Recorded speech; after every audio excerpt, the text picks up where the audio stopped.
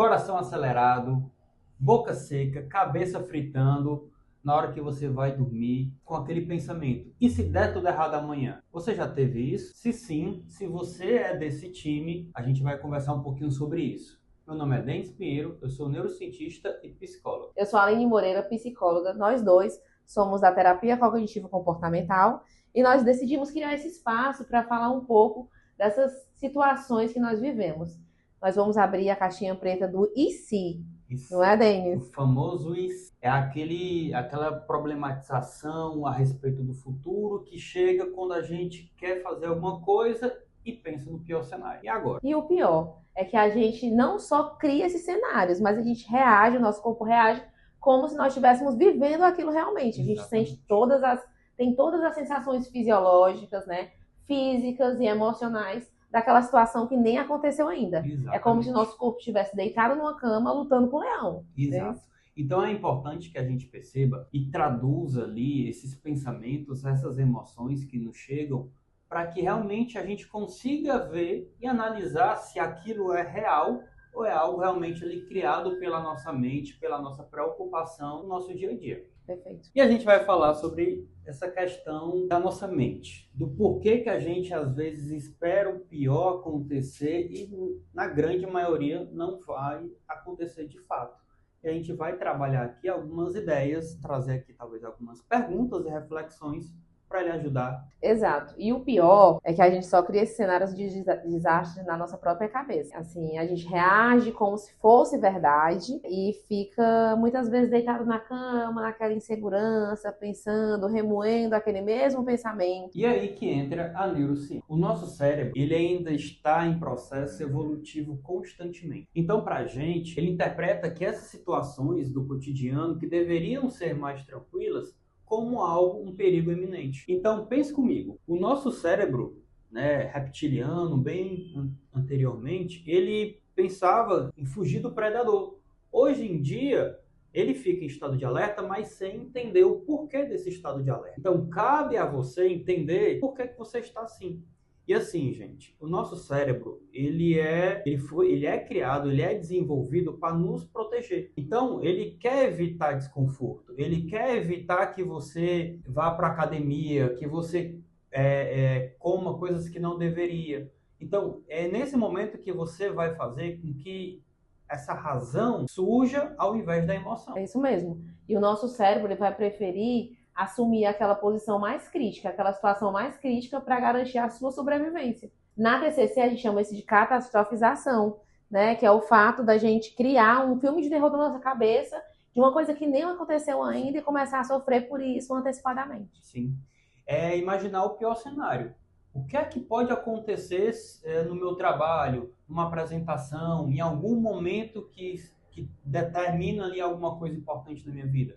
Então, o nosso cérebro ele nos prepara para isso, mas a gente, né, como psicólogo, a gente vai estar trabalhando isso com você para entender o porquê e como é que você pode encontrar maneiras de sair dessa preocupação excessiva. A grande armadilha cognitiva disso é você tratar esse seu pensamento como algo real. E aí começar a pensar, e se a minha apresentação travar? E se eu falhar? E aí você começa a tornar real aquela situação fisicamente e emocionalmente, começa a sofrer e ter todos os sintomas, né, na sua cabeça. E a grande armadilha nisso é que a gente começa a tratar como se fosse um fato consumado. Então, o e se passa a ser uma realidade. E se eu travar na apresentação? Então, a sua mente começa a processar. Eu vou travar na apresentação. Então, isso passa a ser uma verdade e um fato consumado, uma sentença. Sim, sim. Então é importante que a gente pense que, por exemplo, se eu falar agora para você, não pense num elefante rosa. Você está pensando no elefante rosa.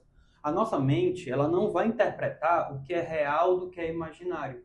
Então, se você realmente pensar que vai acontecer alguma coisa, não é que de fato vai acontecer, mas o seu corpo vai reagir tal qual. Então, se você falar, não vai dar certo, eu não consigo, eu não dou conta, não é que algo vai acontecer de maneira realista, mas a sua mente, o seu corpo, ele vai interpretar aquilo como realmente tivesse. E aí você vai falar, não falei que não deu certo? Pois bem, então é isso que a gente tem que pensar, como é que a gente pode estar trabalhando isso, não é verdade? É verdade. A gente insiste em fazer isso porque a gente tem uma ilusão infantil de que se a gente se antecipar às coisas, elas vão dar certo. Mas, na verdade, né, essa preocupação atrapalha mais o seu presente do que beneficia o seu futuro. E aí a gente tem aqui 3 perguntinhas para você trabalhar isso. A gente está explicando por quê, como é que funciona, o que é, mas vamos para a parte prática. Quando você tiver nesses pensamentos exagerados, ansiosos,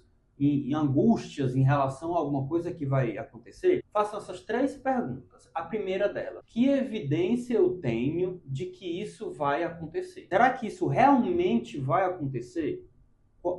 A segunda pergunta: qual a probabilidade disso acontecer? Eu vou fazer uma apresentação, eu vou ter uma reunião, eu vou falar em público, que é um dos maiores medos das pessoas.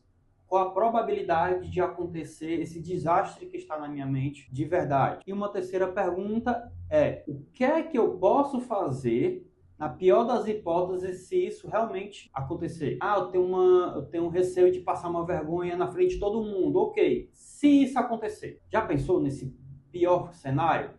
Porque se você já imagina o pior cenário, você pode se preparar, pode treinar, mas aí também pode ficar mais tranquilo, porque você já imaginou, já se preparou, o que lhe vai trazer mais segurança. Perfeito.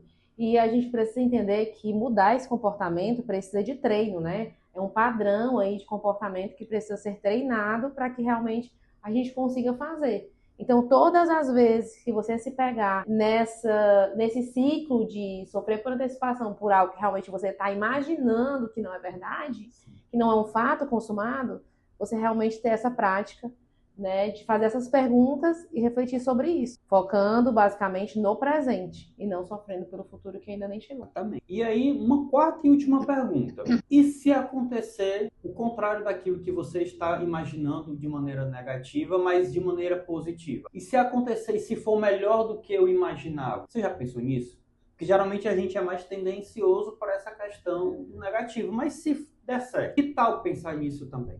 Então aqui vocês estão vendo que a gente criou algumas perguntas para trabalhar a gente chama aqui na TCC de questionamento socrático, mas é para duvidar de si, para analisar o que lhe chega, para você realmente olhar e botar, isso não é certo, isso não é, mas você tem que parar, você tem que analisar. Aqui a gente está trazendo ideias, essas ferramentas, até para você colocar isso em prática dentro do trabalho, em casa, em qualquer ambiente, para você duvidar. Até aqui uma breve curiosidade: você sabia que a gente tem cerca de 50 pensamentos por minuto? Bastante. É muita coisa. Então imagine, será que esses 50 pensamentos por minuto são todos bons, todos corretos? E assim, o seu cérebro ele vai continuar te mandando alerta de perigo, né? Ele vai continuar te alertando ali, mas agora você já sabe que não precisa acreditar em tudo que ele diz, né? Você já tem uma ferramenta poderosa aí, que é o questionamento socrático, para colocar em prática. E parece simples, mas é uma prática que requer determinação, né? Vontade de mudar. Exato.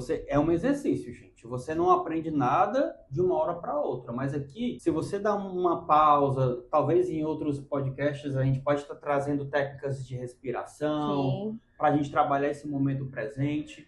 Mas através dessas perguntas poderosas, eu tenho certeza de que você vai conseguir minimamente analisar e talvez reduzir essa sua ansiedade, essa sua preocupação que está chegando na sua mente. Ok? Tudo certo?